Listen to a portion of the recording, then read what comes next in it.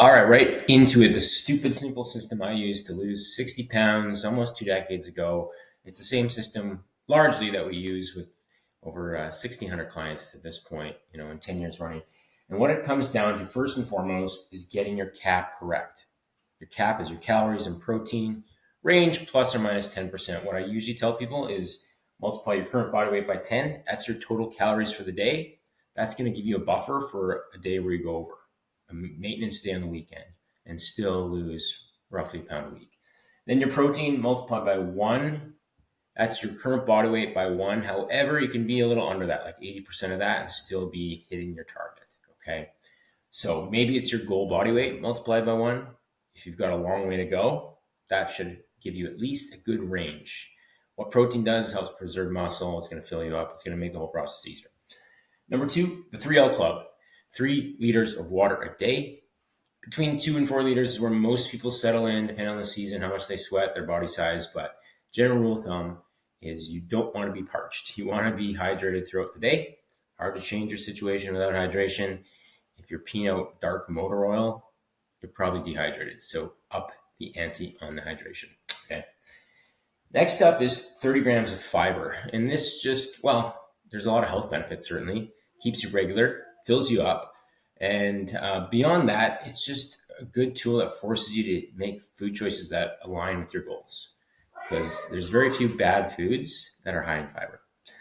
Now, an optional piece is for those who really have trouble with adherence on weekends is to back end the weekend, like from Sunday night to Monday dinner time, is a POF, protein only fast. I don't love 24-hour fast. It's counterproductive to the muscle building goals our clients have.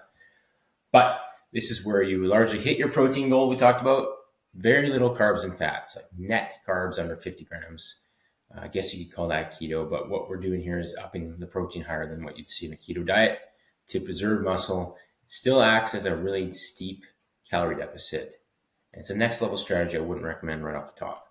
Better than a 24-hour fast where you're starving, grinding it through with a headache, okay? Next up is your exercise component, and you're doing 3 full body workouts. Unless you're really advanced, that's going to get the job done. You're just trying to hit 8 to 10 sets per muscle group per week, and you spread it out over 3 sessions. One good exercise for 3 to 4 sets each time you're in is going to be fine, okay? Now, obviously, you can go beyond that. If you're a gym rat or you've been at this a while, that might not be enough. But what we're doing here is preserving muscle, not trying to build new muscle tissue, although that typically happens if someone's kind of new to the game or just reintroduced strength training. Okay.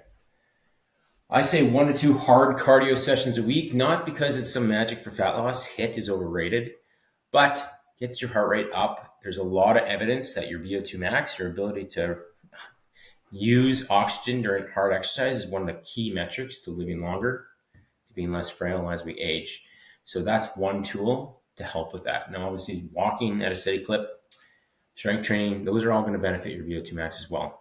But if you play a rec sport, something that has you sprinting in a controlled fashion, it's a lost art for anyone over 40 to do any of that. So I think it's important to try to incorporate that at some level. Okay. And then daily 3 10-minute walks. You want to hit that 8,000 plus steps a day, but if you do this after meals, you're going to have the same benefits as walking longer. Now, obviously, you burn a bit more calories, get a little bit healthier if you hit 8 to 10,000 steps a day, but don't sweat that if it's too difficult for you, okay? Product placement, Undiet Yourself is available on Amazon. Mitch Calvert here. Hopefully this helped you out. Ultimately, it comes down to our food choices and our movement. And everything else that's peddled online is secondary. Supplements, hacks, fads, all that stuff can be sprinkled in once you've got the foundation right. And this is the foundation. This is what helped me lose 60 pounds, keep it off for 20 plus years running, and largely the system we use with our clients, meeting them where they are, adapting to this model, and then going from there. Talk to you soon.